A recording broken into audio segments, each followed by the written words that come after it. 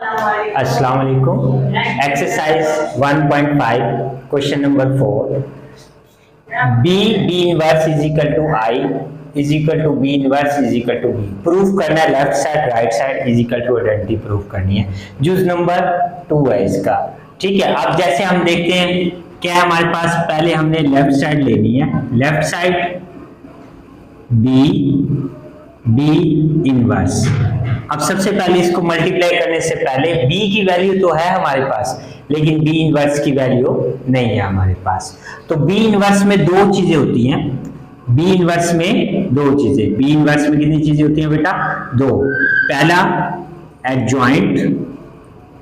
Adjoint किसका लेना है? जिसका बी इनवर्स ले रहे हो उसी का, यानी कि इसी का एडजॉइंट और इसी का हमने क्या लेना है? बी का ही डिटर्मिनेंट लेना है। सबसे पहले हम क्या करेंगे कि एडजॉइंट लें या डिटर्मिनेंट, सवाल तो ये है। सबसे पहले हमने क्या लेना है? इसका डिटर्मिनेंट लेना है। डिटर्मिनेंट कैसे? अब हमारे पास बी का ही डिटर्मिनेंट लेते हैं। बी की वैल्यू है हमारे पास 3 -1 2 -2। अब मल्टीप्लाई करें, 3 मल्टीप्लाई -2 माइनस फार्मूले का -1 multiply by 2, 3 2 6 -6 minus minus plus 2। तो डिटर्मिनेंट हमारे पास क्या आ गया? डिटर्मिनेंट आया हमारे पास -4। डिटर्मिनेंट हमने निकाल लिया। अब हमने क्या निकालना है इसमें? अब हमें चाहिए एडजॉइंट। तो बी का ही हम ले लेते हैं एडजॉइंट, ए डी जे, यानी कि बी का ही एडजॉइंट। अब एडजॉइंट में करते क्या है? हम डायगोनल के एलिमेंट चेंज करते हैं, ये डायगोनल के एलिमेंट, और बाकी के हम क्या करते हैं? साइन चेंज कर देते हैं। अब डायगोनल के -2 ऊपर चला जाएगा और 3 नीचे आ जाएगा। अब ये हमारे पास माइनस है तो +1 कर दो। अब ये प्लस है तो -2। ये हमारे पास एडजॉइंट की कीमत निकल आई। अब हमने क्या करना है? इस फार्मूले में हम बेशक ऐड कर देते हैं हमारे पास। अब एडजॉइंट की वैल्यू हमारे पास क्या है? बी एडजॉइंट की वैल्यू हमारे पास -2 1 -2 3 और डिटर्मिनेंट -4। अब हमारे पास b की वैल्यू भी है और b इनवर्स की वैल्यू हमने ये निकाल ली है। b की वैल्यू भी है और b इनवर्स की वैल्यू हमने ये निकाली है।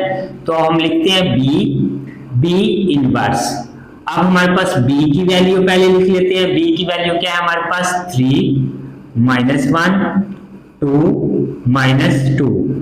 फिर उसके बाद हम लिखते हैं b इनवर्स की वैल्यू हमारे पास ये निकली है -2 1 -2 3 और नीचे डिटर्मिनेंट का -4।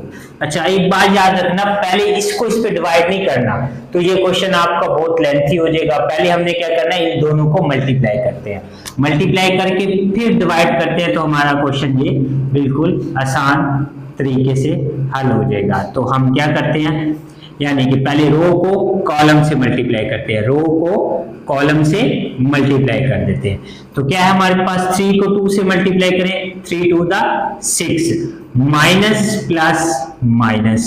अब हमने क्या करना है? 1 को -2 से मल्टीप्लाई करना है, माइनस माइनस प्लस 2 1 2 +2 आ गया हमारे पास।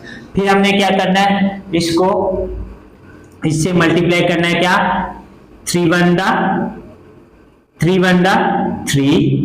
फिर उसके बाद 3 को 1 से मल्टीप्लाई करना है -3।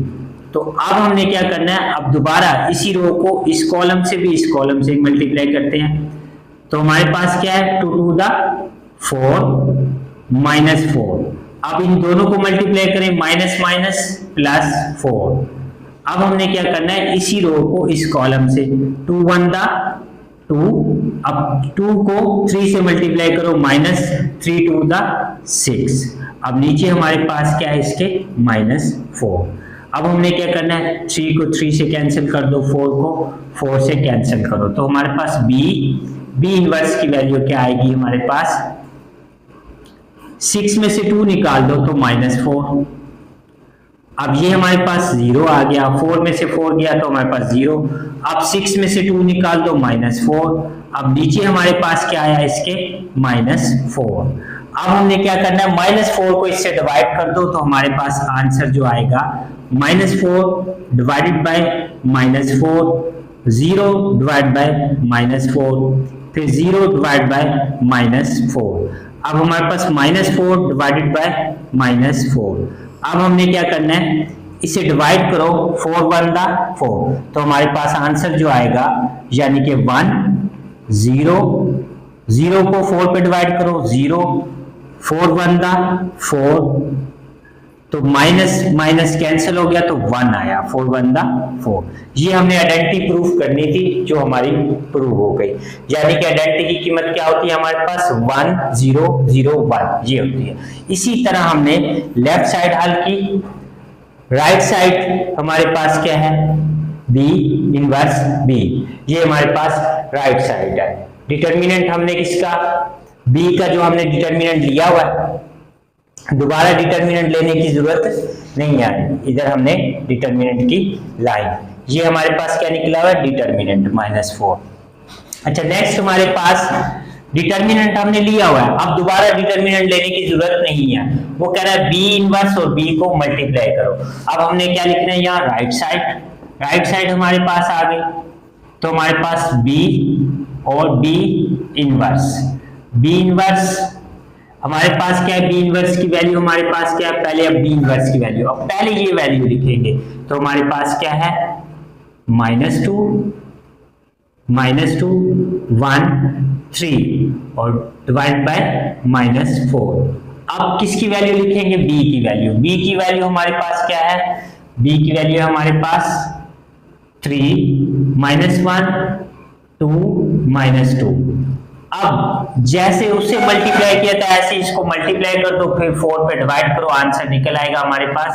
क्या करना है हमने, मल्टीप्लाई, जैसे 2 को 3 से करो, 2 3 6 -2 1 2 + 2 आ गया, ठीक है, 2 3 6 2 1 2।